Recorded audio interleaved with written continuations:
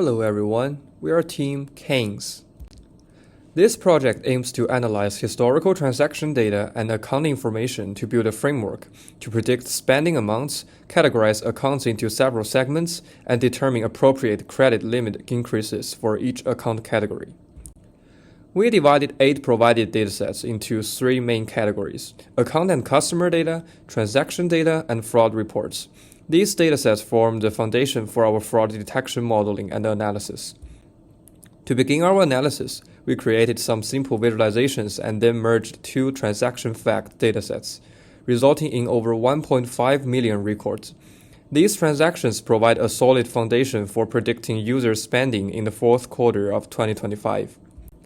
To prepare the data for time series forecasting, we aggregated monthly spending per account, handled missing and outlier values, and built a continuous time series.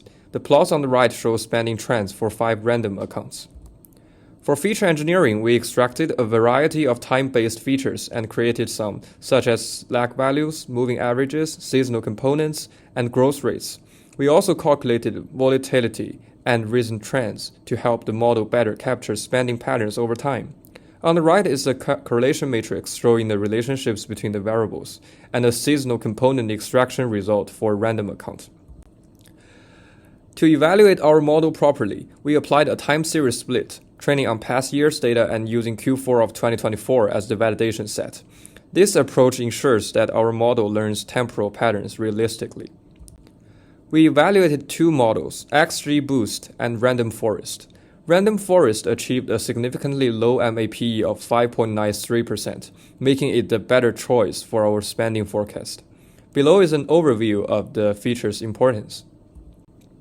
Here we show that the model's predictions closely align with actual spending for Q4 2024 across multiple accounts, with most MAPE values under 5%.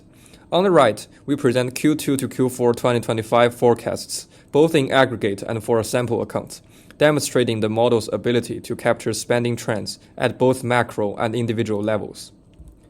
We finally obtained the estimated spending for each user in Q4 2025. Although our model only used transaction-related features, we further analyzed patterns by account age and opening year. These trends validate our predictions and highlight behavioral insights across possible customer segments. Then we move to the account classification problem. We need to classify user accounts into 4 categories based on eligibility for credit increase and their risks. To prepare for account classification, we imported 8 data files and created new features from various sources, like account status, transaction history, risk indicators, and fraud records. We then merged all features by account number using left joins, handling missing values as well. We engineered additional features to capture key patterns in transaction frequency, credit usage, risk, and account activity. These features were then grouped into 3 main categories: spending behavior, credit risk, and account usage. Finally, we standardized all features to prepare for modeling. We first applied k-means using all 51 features, but the clustering result wasn't ideal, with a silhouette coefficient of just 0.34.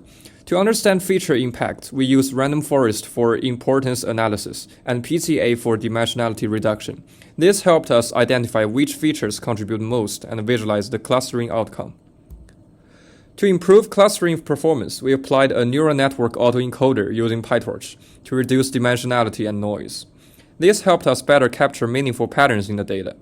We then tested several advanced clustering algorithms, including mini-batch k-means, BIRCH, Hierarchical clustering, and DBSCAN, to find the most effective segmentation method. This slide shows the training process of our autoencoder, and we also visualized the clustering results from various algorithms. Now we can compare different clustering models using 3 metrics. For example, BIRCH achieved the highest silhouette score, indicating strong cluster similarity. For hierarchical clustering had the best Klinsky-Habas index, reflecting clear separation between clusters. This table summarizes how each model classifies user accounts. BIRCH shows that the highest confidence, labeling nearly 90% of users as low risk. DBSCAN is more conservative, but still identifies a strong low risk segment. Hierarchical clustering excels at detecting complex patterns, making it suitable for risk-sensitive scenarios.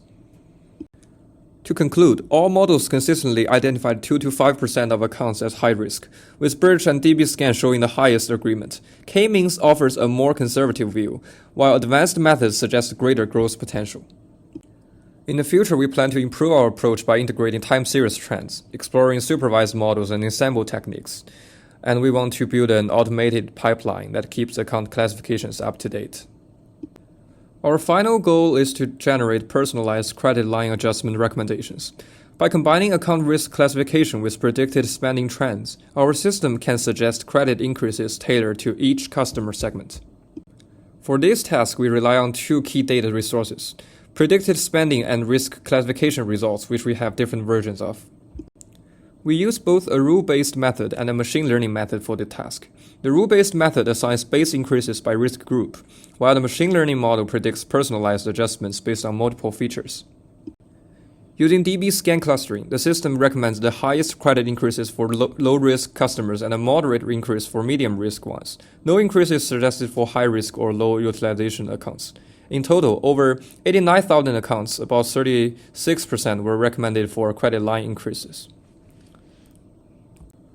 With hierarchical clustering, the system recommended credit increases for about 78%, with an average increase of $2,000. The model's decisions were heavily influenced by features like current credit line and behavioral scores. Compared to DBSCAN, the approach is more inclusive but recommends smaller increases on average. Our model has some advantages. We apply expert rules and machine learning to provide personalized, risk-aware credit recommendations with clear visual insights. Finally, I would like to thank Synchrony for giving us this excellent opportunity to apply our knowledge to real problems. I appreciate it very much.